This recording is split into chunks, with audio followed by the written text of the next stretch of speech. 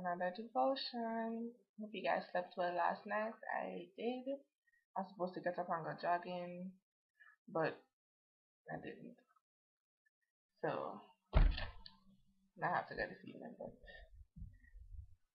yeah, thanking God for another morning in my right mind, mostly.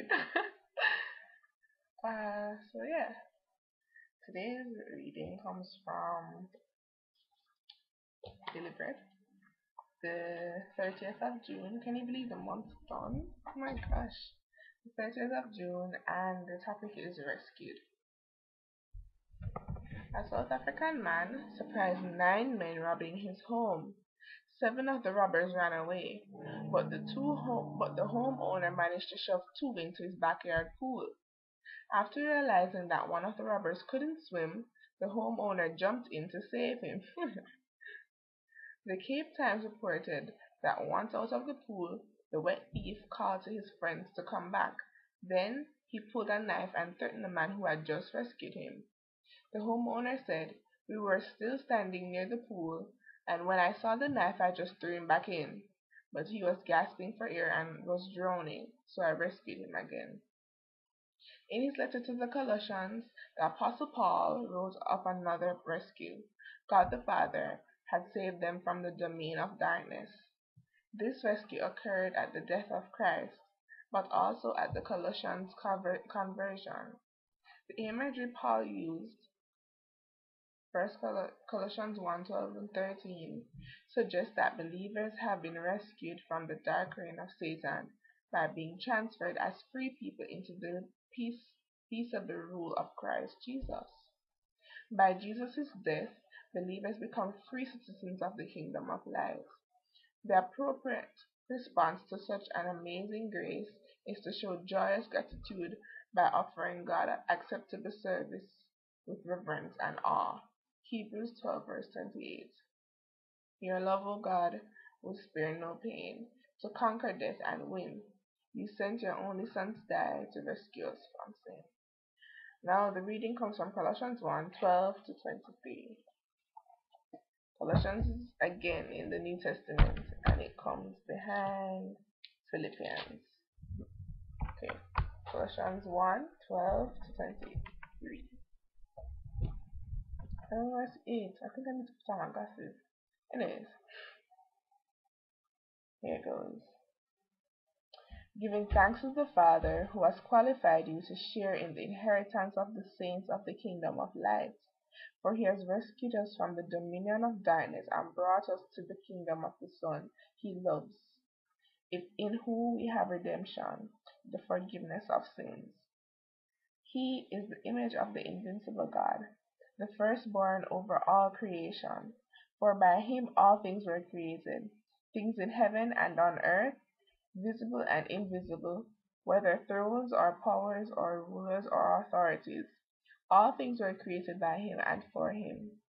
He is before all things, and in him all things hold together. He is the head of the body, the church. He is the beginning of the firstborn from among the dead, so that in everything he might have the supremacy. For God was pleased to have all his fullness dwell in him, and through him to reconcile to himself all things, whether things on earth or things in heaven, by making peace through his blood shed on the cross. Once you were alienated from God and you were enemies in your minds because of your evil behavior. But now he has reconciled you by Christ's physical body through the death to present you holy in his sight, without blemish and free from accusation.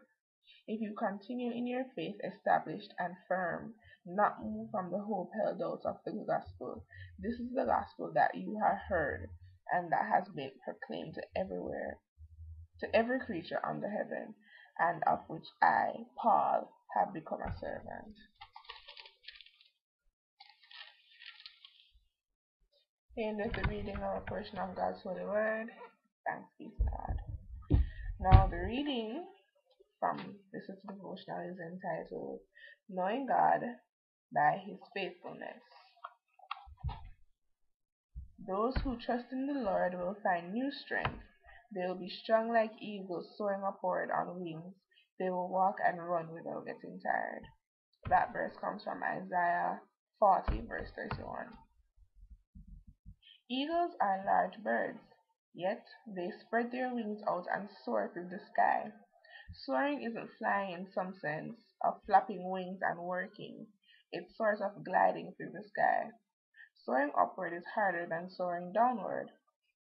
God's faithfulness is evident in this verse. Trust Him and nothing can bring you down in this life.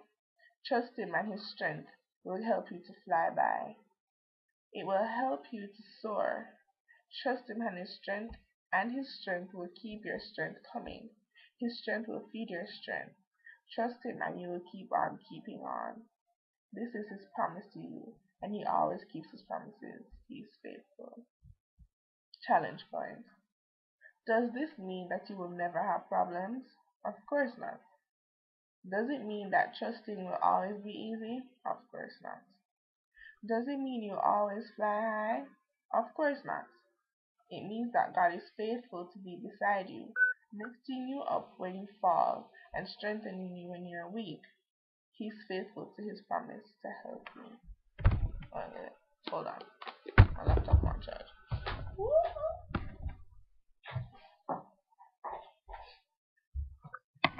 Yes. Alright. What I get from the devotion is that basically, you know, from the analogy of the old man and his thieves, yes, sorry about that. From the analogy given about the man and the thieves, is that, you know, God rescued us from sin. He keeps us out of darkness. He called us out of darkness, right? But because we're human, we keep falling. But He keeps rescuing us because He loves us and He's faithful to us. And no matter what, no matter where, no matter the time, no matter the place, we call on Him, He'll be there for us. He's faithful. He loves us no matter what. And His faithfulness will be there. His faithfulness is never going to go away. No matter what you do in this life, things you do, this is verse, I don't know where it comes from, but things you do can take you out of God's will, but never out of His reach. So, things you do will always, kind of hinder His plans for you, but you're never too far for Him to come and get you back. And His faithfulness extends from sea to sea, from shore to shore. As long as you trust in Him, you keep your faith, you know, faith without works is dead. So as long as you keep your faith and you do His work, He'll be there for you no matter what. Anyways, guys, that's it for today. Pray that you guys have a blessed day. Oh, I forgot my prayer at the beginning. Oh. Guys, don't forget your prayer.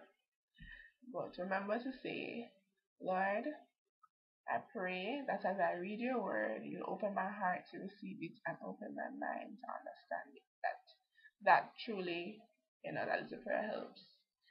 Anyways, I hope you guys have a good day, blessed day, keep safe, walk good, remember God and trust Him. Later.